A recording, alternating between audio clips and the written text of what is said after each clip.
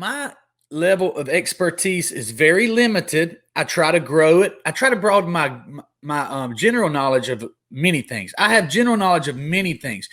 A lot of people like to say, you're not me specifically, but when they're talking to someone who just knows a lot about or a little bit about a lot of things, they say, is it called a jack of all trades? And a master of none. Correct. However, that's not what you want to be. You want to know a lot about a lot of things and then be a master of one or two things. And I think with my track record and with the people, the endorsements that I have that would say, yes, that's correct, Billy, it is fair for me to say I am a sales expert. Would you say, Paul? Absolutely. Okay. So even experts can learn 20 years into them being experts. So, I mean, I'm 30 years in this sales thing and I'm learning more impactful, powerful tools than I ever have. And I'll talk about some of those with you. What do you think about someone who's been an expert for that long and then just to have some revelations about the field that they're in?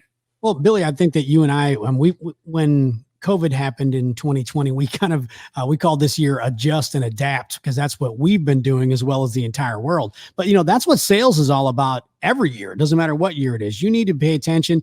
You need to be following how people shop, the way they shop, different technologies that are available. You need to be constantly training. So yeah, I mean, it doesn't matter how long you've been in sales. If you've been in it for 1 day, 1 year, 30 years, you need to be paying attention. You need to be growing and learning each day. True. Okay, now this is pay attention to what I'm about to say right here, guys. What Paul's talking about is trends. What I'm talking about is going to go deeper. We're talking about pure, I'm going to say, revolution in the way you think about sales. So this is a big show, okay, Paul? And I'm known for giving my secrets away. And a lot of people have a lot of my friends, my family, my inner circle, maybe even you, Paul, have criticized and warned against me giving away all the secrets, okay? Well, I'm going to go again. I'm going to go with my intuition and go with my gut and give you guys some real secrets that will absolutely change your whole business. If you have a business or if you are a salesperson, we're going to change your entire strategy. I'm talking about strategy, Paul, that's revolutionized the way we've done it for 25 years. Okay. Well, this is going to be exciting. I'm ready. All right, let's go. So the first thing is, we think about you and I, and we've implemented some tremendous sales processes. You've helped me implement some tremendous sales processes into dealerships here in Georgia, many of them. And now that we're implementing the same processes, you and I personally, I'm talking like in person, go into the dealership, strategize with the owners, implement salespeople, hire salespeople, and we always focus on the sales process. Now, you were already doing a big part of what I'm going to talk about right here. So you may be like, oh, okay, so finally, Billy, you realize, gotta get that hat straight. You finally realize what you've been doing. But I think it's the way we work together that's making this revolutionary, okay? When it comes to your sales, let's say if you're a salesperson, you're selling 15 cars per month, you want to sell 30 cars per month.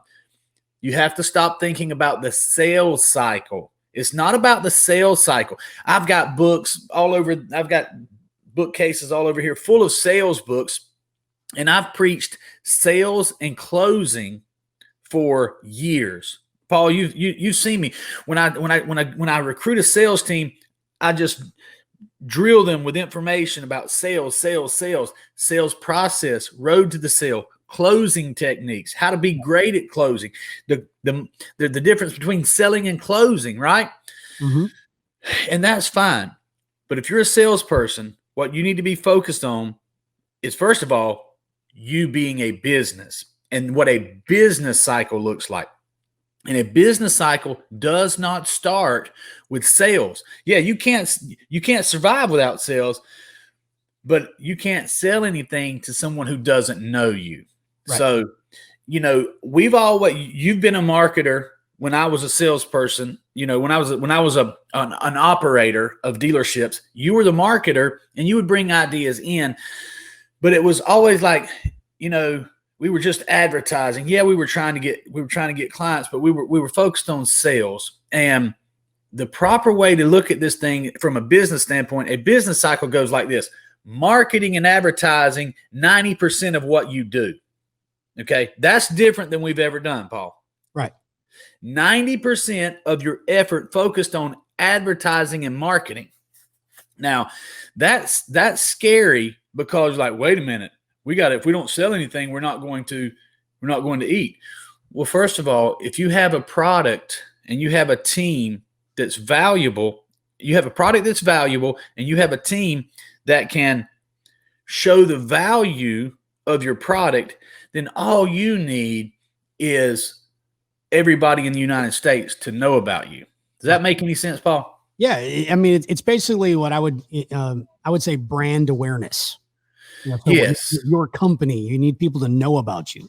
You do. Brand awareness. Now, let's think about that, because that's not a new concept. Brand awareness, a lot of unsuccessful marketing companies that say that don't produce any leads for the clients. Mm-hmm. I won't name names on this show, but we're in the car business, and there's a lot of people that we used to get a lot of leads from their website, people searching for cars and things. And they would be on this third-party website, diving deep into the information about the car, and then that third party would send you that lead. Okay. Right. And they used to send tons of leads because they were the only show in town. And then as other people started getting into the space, the leads got smaller and smaller. So this big behemoth started saying things like, well, it's not about leads. We're not a lead provider. We're getting you brand recognition, name recognition in the marketplace so that you can stay relevant. In fact, what they're doing was trying to stay relevant. So I don't want to miss this point right here, Paul, that it is brand awareness, but it's so much more. So your whole process has to be the branding. More than the branding and the brand awareness is your big offer, the problem that you solve. And we, as a company, I'll use our company for instance.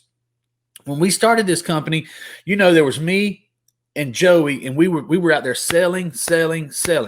And hey, until you have a lot of money that you can spend on marketing and branding, you probably better really be focusing on sales and closing. So I want to, I don't want to, run right over the top of that, because when we started, we didn't have the money to spend on branding and marketing and advertising. So we had to get on the phone, Joey and I, and sell. Absolutely. We had to sell. Yeah, we had to sell first. So if you're not yet in a position where you can spend a lot of money on advertising, then you better get good at selling. I would recommend watching this show, understanding how to craft a pitch, and then how to close. So that's very important.